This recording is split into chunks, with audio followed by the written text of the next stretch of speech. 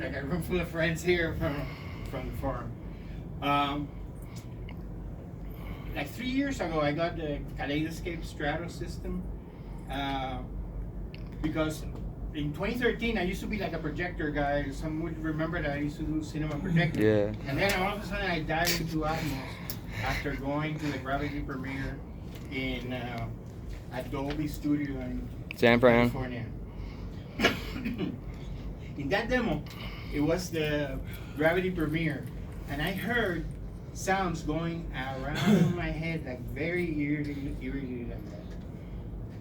And then I went on a quest to try to recreate that around the head effect. Along the way, we met Altons, and we brought Altons to CEDIA with Barco. Many of you, like Darren was there. I was there. And Walter too. huh? I was there. Yes, everyone here. But in any event, so I got the Kaleidoscape system, and a lot of the recordings are like what we heard here on the classical music and on the what's her name? Alida? What's her name? No, Alida. Oh, lady. The two concerts. You're getting like a diffusive thing. That's called allocentric rendering. So you're in a rectangle, okay? And historically, if you do archaeoacoustics, I read this book on archaeoacoustics, you can trace it back to the cathedrals of Europe, the Catholic cathedrals.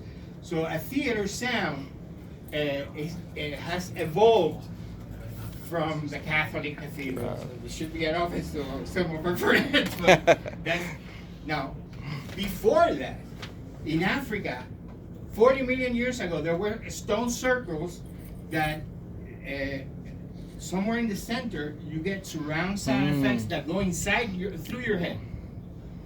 And they're in 3000 BC in Scotland. There's those stone circles when they were killing people. Some people were in the middle, hearing that going through their heads.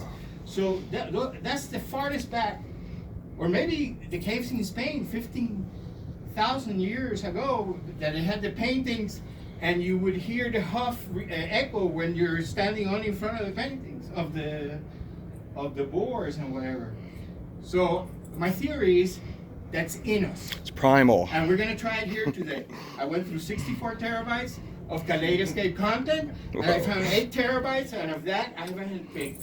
And there's also something you want to know from archaeoacoustics is that the Gestalt psychology theorists came up with the concept of adaptation. So our friend here, his demonstration is so stretched that at some point it becomes very difficult to do scene analysis. Okay, so adaptation is something that kicks in to stabilize your acoustical things. But adaptation has another aspect. It's like a yin and yang aspect. Adaptation also, when you stop and you present something different, like a truck coming at you or an elephant coming in, it's a complete change of scene. So our nervous system takes advantage of that adaptation.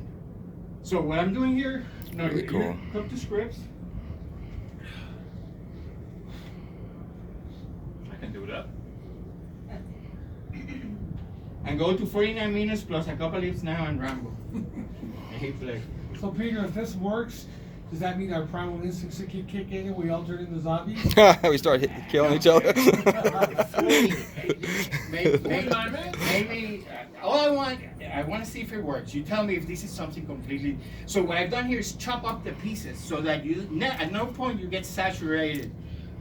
So it's a collection. First, I'm going to show you a sound, a U shape, like a horseshoe going around the back of the room. Then I'll show you a wide channel presentation. Then I'll do something else.